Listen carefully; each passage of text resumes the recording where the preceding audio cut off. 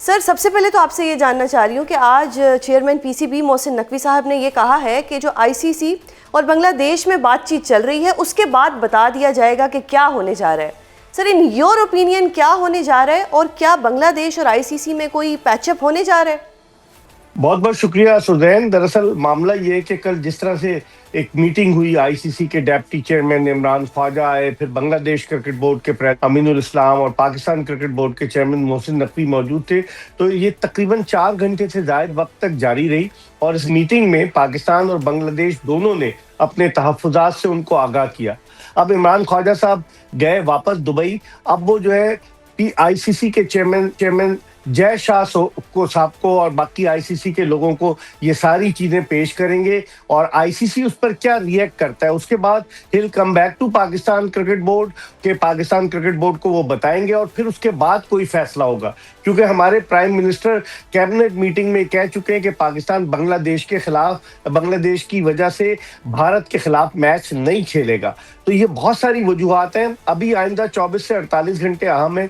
बज़ाहिर यही लग रहा है कि पाकिस्तान भारत से मुकाबला करेगा, लेकिन पाकिस्तान का सारा फोकस कल के मैच पर है जो यूएसए के खिलाफ है। लेकिन जिस तरीके से बर्फ पिघली है कि आईसीसी ने अपने वफ्द को भेजा यहाँ बातचीत के लिए, वरना 1 फरवरी को जब पाकिस्तान के वजीर आजम का एक एक्स पे मैसेज आया कि पाकिस्तान बॉयकॉट करेगा, उसके एक ही घंटे के बाद आईसीसी ने रिएक्ट किया और उन्होंने पाकिस्तान को एक तरह से अपने प्रेस रिलीज में धमकी भी दी कि सैंक्शन भी लग सकते हैं, नुकसान भी हो सकता है क्रिकेट को। लेकिन फिर उसके बाद सन्नाटा रहा और उसके बाद अब तकरीबन 8 दिन के बाद आईसीसी ने कोई एक्शन नहीं लिया। 8 दिन के बाद आईसीसी ने बैकडोर डिप्लोमेसी जारी रखी और उन्होंने इमरान ख्वाजा को भेजा कि वो जाकर बात करें। जय शाह के बड़े करीबी आदमी है। अब वो यहाँ से सारी सजेशंस लेकर गए हैं। अब देखना ये कि आईसीसी इस पर क्या रिएक्ट करता है और फिर उसके बाद पाकिस्तान क्रिकेट बोर्ड इस पर क्या रिएक्ट करता है।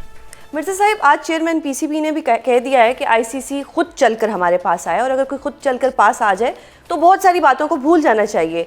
आपको लगता है कि पाकिस्तान की तरफ से कोई इशारा दे दिया गया है कि जी वो अपना फैसला वापस भी ले सकते हैं?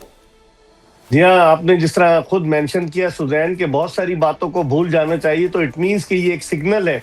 और मेरे भी जो जराए वो ये बताते हैं कि 15 फरवरी को पाकिस्तान भारत के मैच होने के 80% इम्कानात हैं कि पाकिस्तान भारत एक दूसरे से टकराएंगे इतवार वाले दिन। तो आप देखते हैं क्या होता है, क्योंकि अभी हमें अपने आप को भी तो सामने रखना है ना कि हमारी हुकूमत कह चुकी है कि हम नहीं खेलेंगे, उसके बदले में आईसीसी हमें क्या दे रहा है, आईसीसी बांग्लादेश क्रिकेट बोर्ड को क्या दे रहा है। वो पाकिस्तान क्रिकेट बोर्ड ने रिक्वेस्ट की आईसीसी से कि बांग्लादेश को कंपनसेट किया जाए, जो उनकी पार्टिसिपेशन फी है वो दी जाए और उनके जो एनुअल फंड्स हैं उसको कटौती ना की जाए। उन्होंने पाकिस्तान ने बड़ी उनको तजावीज पेश की और फिर 2031 का जो 50 ओवर्स का वर्ल्ड कप है वो भारत और बांग्लादेश में होना है। तो पाकिस्तान क्रिकेट बोर्ड ने ये तजवीज भी पेश की कि कंपनसेशन के लिए बांग्लादेश को ज्यादा मैचेस दिए जाएं और पाकिस्तान के मैचेस जो है वो बांग्लादेश में कराए जाएं। सही। तो सर, आपको लगता है कि आईसीसी जो है वो बांग्लादेश को कंपनसेट करेगा?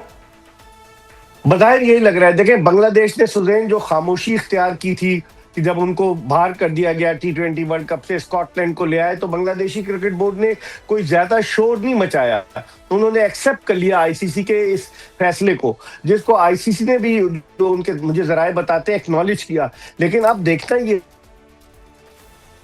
है कि बांग्लादेश क्रिकेट बोर्ड के हवाले से आईसीसी क्या करता है, क्योंकि एक विमेन का भी वर्ल्ड कप होना था जो बांग्लादेश के हालात की वजह से दुबई शिफ्ट हो गया।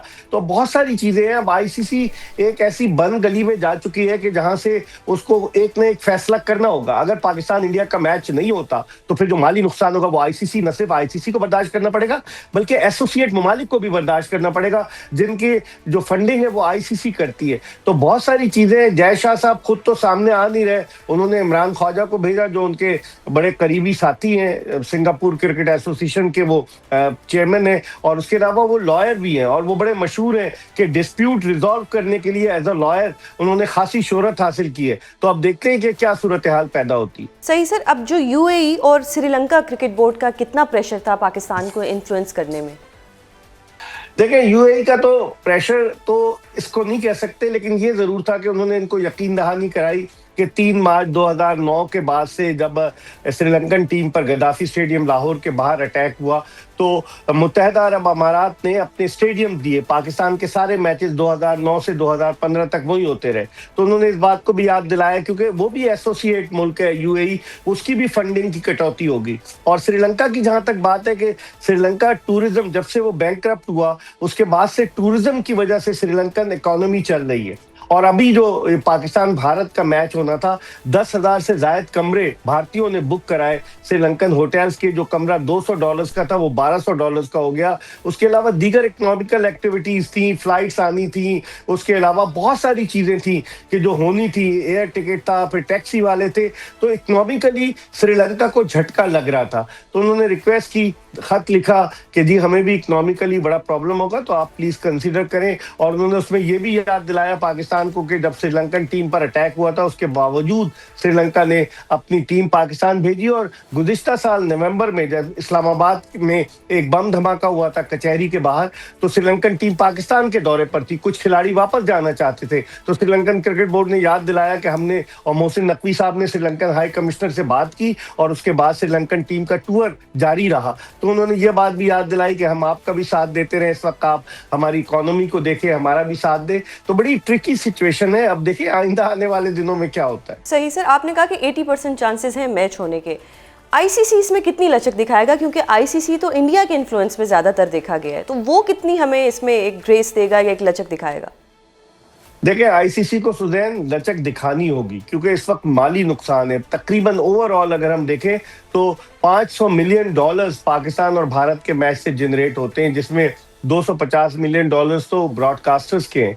तो अगर इन तमाम चीजों को मद्देनजर रखें कि फाइनेंशियल पॉइंट ऑफ व्यू से, तो आईसीसी को बड़ा धचका लग सकता है अगर पाकिस्तान भारत का मैच नहीं होता। तो तभी तो भारतीय जो है पीछे लगे हुए ना। वरना आपको याद होगा कि जब हमने मई में उनके राफेल तैयारे गिराए थे, तो भारतीय मीडिया, भारतीय सियासतदान शोर कर रहे थे कि पाकिस्तान के साथ क्रिकेट के ताल्लुकात खत्म कर दो। लेकिन क्या हुआ, एशिया कप में भारतीय टीम आई, इतनी ज्यादा मुखालफत के बावजूद उस वक्त तो वो खेलने के लिए आ गए थे। लेकिन अब वो ये कह रहे हैं, उस वक्त कह रहे थे ताल्लुकात खत्म कर दो, अब कह रहे हैं कि खेलो, जबरदस्ती खेलो। तो इसका मतलब है कहीं ना कहीं फाइनेंशियली, जिस तरह से एशिया कप के 3 मैचेस में पाकिस्तान और इंडिया का मुकाबला हुआ, उसको देखते हुए आई बॉल बहुत ज्यादा थी, पैसे बहुत ज्यादा ब्रॉडकास्टर ने कमाए। तो सारी चीजों को मद्देनजर रखा है उन्होंने। और मेरे ख्याल में ये देखते हैं कि आईसीसी के लिए ये डिसीजन कितना अहम होता है। अच्छा सर, अगर मैच होता है तो पाकिस्तान की जो इस वक्त मौजूदा क्रिकेट टीम है उसकी परफॉर्मेंस को देखते हुए आपको क्या लगता है कि हमारी जीत के कितने चांसेस हैं?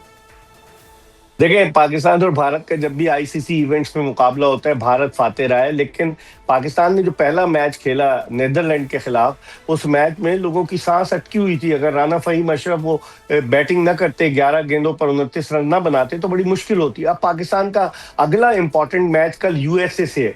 ये वही यूएसए है जिसने 2024 में पाकिस्तान को सुपर ओवर में डैलस में हराया था पहली मर्तबा। तो यूएसए को आप आसान ना, नहीं, अभी तो वो भारत के भी गले पड़ गया था अगर सूर्या कुमार यादव 80 रन से ज्यादा की इनिंग्स न खेलते। तो पहले तो पाकिस्तान का मुकाबला यूएसए से है। यूएसए का मैच जीते, हमारी टीम का कॉम्बिनेशन अच्छा हो, और फिर भारत के खिलाफ जब जाए तो आपकी बेखौफ होकर खेलें, फियरलेस क्रिकेट खेलें। वरना माजी में हम थोड़ा सा दबाव का शिकार है, और एशिया कप का फाइनल भी हम जीत सकते थे, वो तो आखिरी ओवर में अगर रन्स ना बनते। तो मैं समझता हूँ पाकिस्तान टफ टाइम दे सकता है, जैसी हमारी परफॉर्मेंस रही है कि ऑस्ट्रेलिया को 3-0 हमने अपने ग्राउंड्स पर हराया, साउथ अफ्रीका के खिलाफ 2-1 सीरीज जीते। तो इन तमाम चीजों को अगर आप मद्देनजर रखें तो पाकिस्तान को आप रूल आउट नहीं कर सकते। ये क्रिकेट है, इसमें कोई भी टीम कुछ भी अपसेट कर सकती है, और पाकिस्तान एक मजबूत और मुतवाज़िन टीम है। मुझे उम्मीद है, और जज्बा ही डिफरेंट होता है सुजैन, जब पाकिस्तान इंडिया का मैच होता है तो जज्बा डिफरेंट होता है। तो मुझे उम्मीद है पाकिस्तान अच्छा परफॉर्म करेगा। सर एक और चीज़ बताइएगा कि बाबर आजम की परफॉर्मेंस के ऊपर बहुत से सवालात उठ रहे हैं, आप क्या कहेंगे इस बारे में?